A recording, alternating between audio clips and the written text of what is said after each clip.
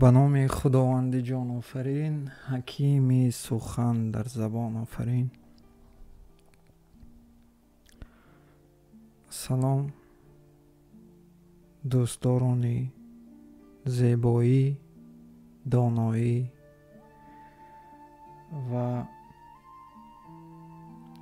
نیکویی. فکر میکنم اولا عذر میخواهم که من آنقدر چندین ماه هست با شما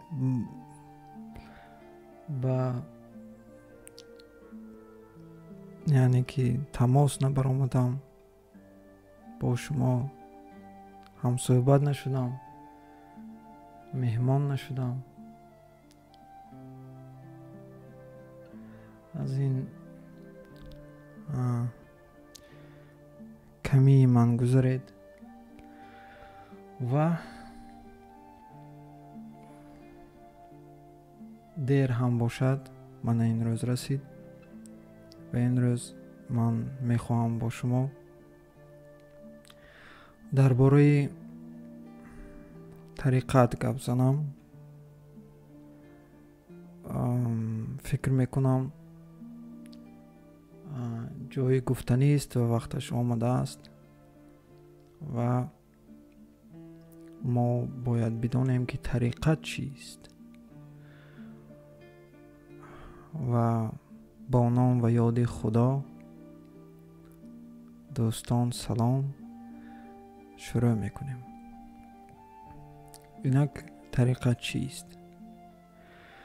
اگر من کوتاه به شما پاسخ بدهم، طریقت این راه است.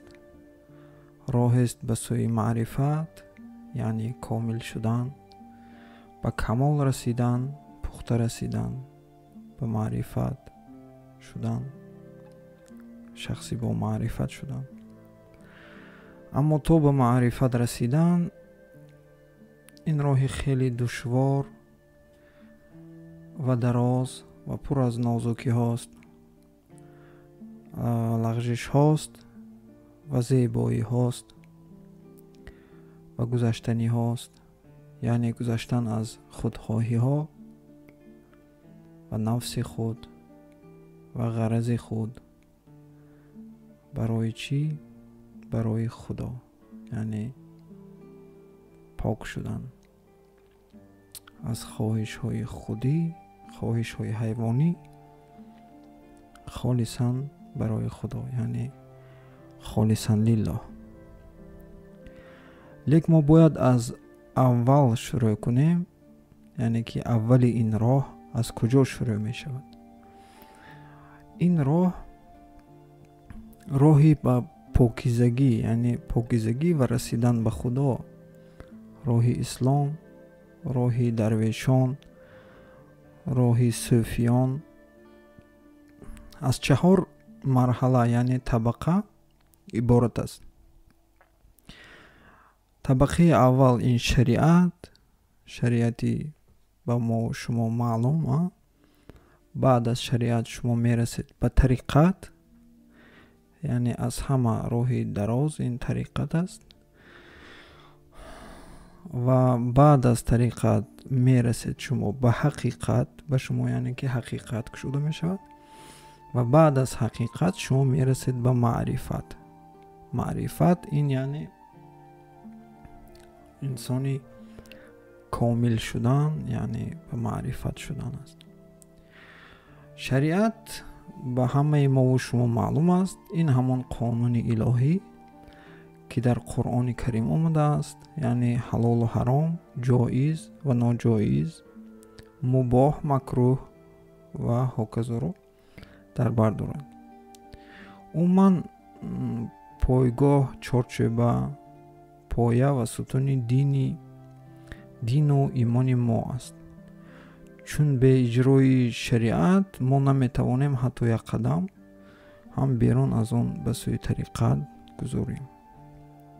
یعنی که این الف بای ما باید که به چون و چرا و کم و کاسی ها شریعت را اجرا کنیم، برای که бе шариат мо наметавонем ба сӯи тариқат қадам гузорем. инак бояд дуруст ва пурра дарк кунем ки иҷрои комили, яъне пуррагии шарту шароитҳои шариат, беиҷрогии он, яъне иҷро карданаш шарт аст ва беиҷрогии он мо наметавонем ба зиннаи дуввум, зиннаи болотар, яъне тариқат қадам гузорем. ба фикрам ба шиносоӣ бо ин роҳ ҳамин қисми аввал дар ин ҷо кифояткунанда аст. То навори оянда, дар навори оянда